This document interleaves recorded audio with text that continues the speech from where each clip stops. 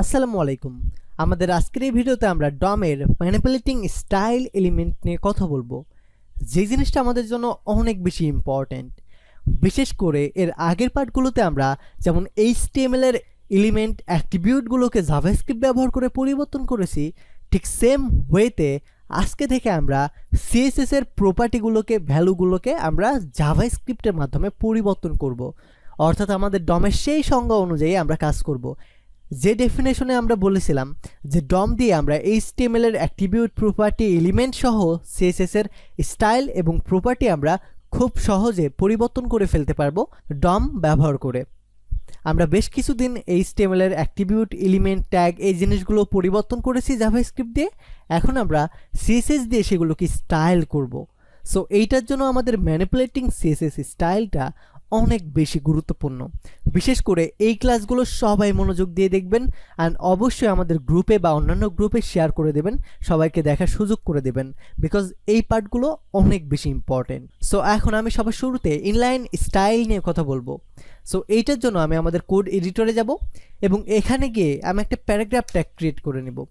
এটার ভিতরে একটা আইডি ক্রিয়েট করব সে মেনু নামে, এবং এটার ভিতরে লরেম ইফসামে 10 ওয়ার্ড লিখে নিচ্ছি এবং এটাতে ওয়ার্ড র্যাপ করে নেব।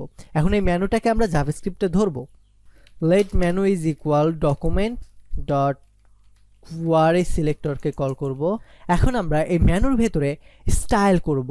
সো মেনু ডট, আমরা যেহেতু এখন ইনলাইন স্টাইল করব, এটার জন্য আমাদেরকে স্টাইল নামে যে প্রপার্টিটা আছে সেই প্রপার্টিটা লিখতে হবে। সো STYL স্টাইল প্রপার্টি লিখলাম। এখন স্টাইল প্রপার্টির ভিতরে আমরা কোন জিনিসটা করতে চাই সেই জিনিসটা এখন আমাদের বলতে হবে। অর্থাৎ স্টাইলটা কি হবে, এটা কি কালার হবে, নাকি ব্যাকগ্রাউন্ড হবে, নাকি ইমেজ হবে, মানে কোন জিনিসটা হবে অ্যাকচুয়ালি ওই জিনিসটা এই জায়গাতে আমাদের বলতে হবে। অর্থাৎ আমাদের যে প্রপার্টিটা হবে সেই প্রপার্টিটা বলতে হবে। দেখেন এই যে আমাদের CSS যেমন ব্যাকগ্রাউন্ড প্রপার্টি আছে, background attachment, background colour, background image, position, repeat, border, border bottom, colour, style, এই যে প্রপার্টিগুলো আছে এই প্রপার্টিগুলোকে আমাদেরকে জাভাস্ক্রিপ্টে এই জায়গায় বলে দিতে হবে। সো স্টাইল, দেন আমাদের এই প্রপার্টির নামটা বলে দিতে হবে। সো এই জায়গায় আমি সে কালারটা পরিবর্তন করব। সো এইটার জন্য আমি এই জায়গায় কালার লিখবো, অ্যান্ড এই জায়গায় ইকুয়াল সাইন দিয়ে এখন কালারের আমাদের ভ্যালুটা দিয়ে দিতে হবে, অর্থাৎ কোন কালারটা আমরা করতে চাই। সে আমি রেড কালার দেবো। সো রেড কালার দেওয়ার আগে আমি এটাকে আগে আউটপুটটা আপনাদেরকে আগে দেখাই। এটা আমাদের এমন দেখাচ্ছে। সো এখন আমি যাব ফাইলে গিয়ে রেড দিয়ে দেব। ওয়েল, দেখেন আমাদের রেড কালার হয়ে গেছে। এটাকে যদি আমি গ্রিন কালার দিই তাহলে আমাদের এই জায়গায় গ্রিন কালার হয়ে যাবে। আপনি যেই কালার দেন, অর্থাৎ এই জিনিসটা যদি CSS এ অ্যাভেলেবল থাকে তাহলে অবশ্যই আপনাকে শো করবে। এই জায়গায় আপনি কালার না, আপনি চাইলে ব্যাকগ্রাউন্ডও দিতে পারবেন। সে ব্যাকগ্রাউন্ড কালার, আর ব্যাকগ্রাউন্ড কালারটা সে আমি দিয়ে দিলাম ইয়েলো। এখন যদি ফাইলে যাই দেখতে পাবেন ব্যাকগ্রাউন্ড কালার হয়ে গেছে। কিন্তু এই ব্যাকগ্রাউন্ড কালার দেওয়ার সময় আমি একটা এক্সট্রা জিনিস করছি, এটাকে আপনি লক্ষ্য করছেন? আমাদের নর্মালি CSS এর যে প্রপার্টিটা আছে ওই প্রপার্টিটা কিন্তু আমাদের এইভাবে লিখতে হতো, ব্যাকগ্রাউন্ড হাইফেন কালার। বাট জাভাস্ক্রিপ্টে এসে আমাদের ব্যাকগ্রাউন্ড হাইফেনটা দেওয়া যাবে না, এবং হাইফেনের পরিবর্তে আমাদের যে দ্বিতীয় নম্বরে যে ওয়ার্ডটা আছে সেই ওয়ার্ডটাকে ক্যাপিটালাইজ করে দিতে হবে। এই জিনিসটা আমাদের সিম্পল, জাস্ট বেসিক একটা চেঞ্জেস আছে আমাদের এই জাভাস্ক্রিপ্টের ডমে। অর্থাৎ আপনি যদি CSS এর কোনো প্রপার্টিকে ব্যবহার করতে চান তাহলে অবশ্যই সেটার আগে যদি আপনার হাইফেন থাকে তাহলে হাইফেনটাকে কেটে দিতে হবে। কেটে দিয়ে ওইটার পরের যে প্রথম ওয়ার্ডটা আছে ওই প্রথম ওয়ার্ডটা ক্যাপিটালাইজ করে দিতে হবে আপনার। আপনি যদি ক্যাপিটালাইজ না করেন তাহলে কিন্তু আপনার হবে না। অবশ্যই অবশ্যই আপনাকে আগে ক্যাপিটালাইজ করতে হবে যদি এটা 2 ওয়ার্ডের হয়। অর্থাৎ আপনাদের যদি শুধু ব্যাকগ্রাউন্ড হয় তাহলে ব্যাকগ্রাউন্ডই দিবেন, কোনো প্রবলেম নাই। কিন্তু যদি ব্যাকগ্রাউন্ড হাইফেন অ্যাটাচমেন্ট হয় তাহলে জাস্ট আমাদের হাইফেনটা কেটে দিতে হবে, এবং এইটা অর্থাৎ দ্বিতীয় নম্বরে যে ওয়ার্ডটা দিয়ে শুরু হয়েছে সেই ওয়ার্ডটা ক্যাপিটালাইজ করে দিতে হবে।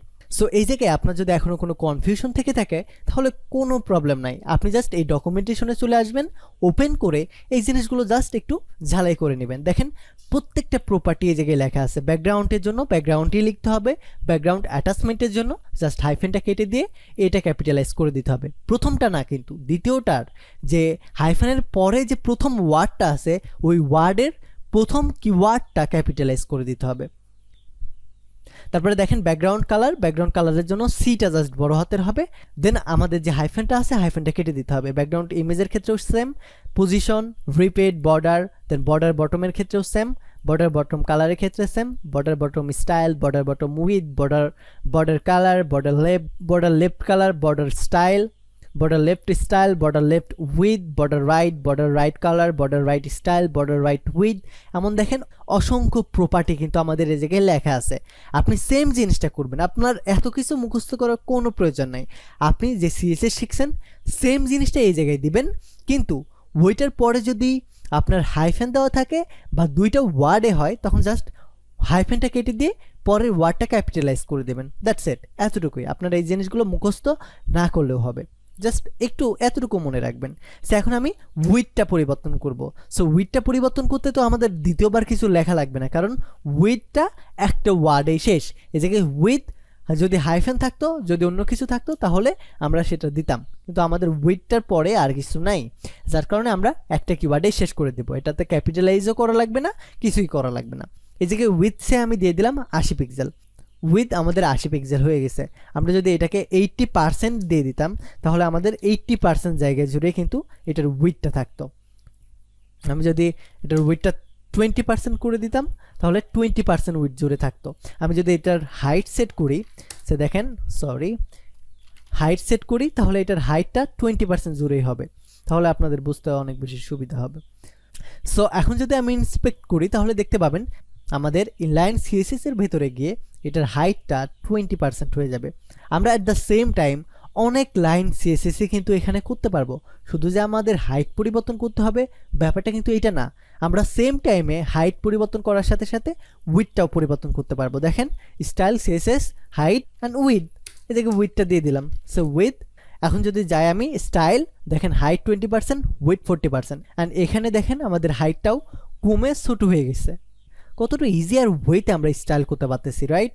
শুধু আমরা এতটুকুই না, সব কিছু করতে পারবো। আমরা ইনলাইন সিএসএসে যত কিছু করতে পারতাম সেম জিনিসটা আমরা এভাবেই নিচে নিচে করতে পারবো। সেই স্টাইল উইথের পরিবর্তে এবার আমি কালারটা পরিবর্তন করব। সো এই জায়গায়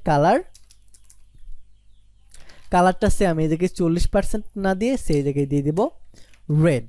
তো দেখতে পাবেন এটার কালারটা রেড হয়ে যাবে। আমি যদি এটার ব্যাকগ্রাউন্ড কালার পরিবর্তন করতে চাই, জাস্ট এখানে দিয়ে দিব ব্যাকগ্রাউন্ড, হাইফেন না দিয়ে COLOR, জাস্ট ক্যাপিটালাইজ করে দেবো। এবং যদি আমি যাই দেখতে পাবেন রেড। যেহেতু আমাদের টেক্সটও রেড, ব্যাকগ্রাউন্ডও রেড, যার কারণে দেখা যাচ্ছে না। এই জায়গায় আমি ব্ল্যাক দিয়ে দিই, ব্ল্যাক। ওয়েল, এখন যদি আমি যাই দেখতে পাবেন রেড অ্যান্ড ব্ল্যাক দুইটা আমাদের শো করে দেখাচ্ছে। সো এইভাবে আপনি চাইলেই সিএসএস এর স্টাইল বা প্রপার্টি ব্যবহার না করে আপনি জাভাস্ক্রিপ্টের মাধ্যমে এই জিনিসগুলোকে করে ফেলতে পারবেন। এখন আপনাকে এটা দেখতে হয়তো অনেক বেশি কঠিন লাগতেছে, অনেক বেশি পরিশ্রমের কাজ মনে হচ্ছে, কিন্তু যখন আপনি ডাইনামিক কোনো ওয়েবসাইট বানাইতে যাবেন, ধরেন একটা ওয়েবসাইটে 10 ধরনের কালার, যখন আপনার ইউজার পরিবর্তন করবে অটোমেটিক ইউআই ইন্টারফেস থেকে পরিবর্তন হয়ে যাবে।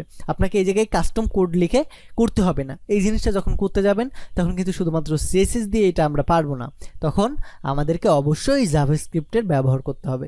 দ্যাটস ওয়াই আমরা এইসব ইউজার ফ্রেন্ডলি করার জন্য, ইউজারকে স্যাটিসফাইড করার জন্য এই জিনিসগুলো শিখবো। ওয়েল, সো এই ভিডিওটা এই পর্যন্তই থাকবে। আই হোপ আপনি এই ডকুমেন্টেশনে আসবেন, এই সেই প্রত্যেকটা প্রপার্টি একবার হলেও পড়ে যাবেন। ধন্যবাদ, টেক এ রিস্ক।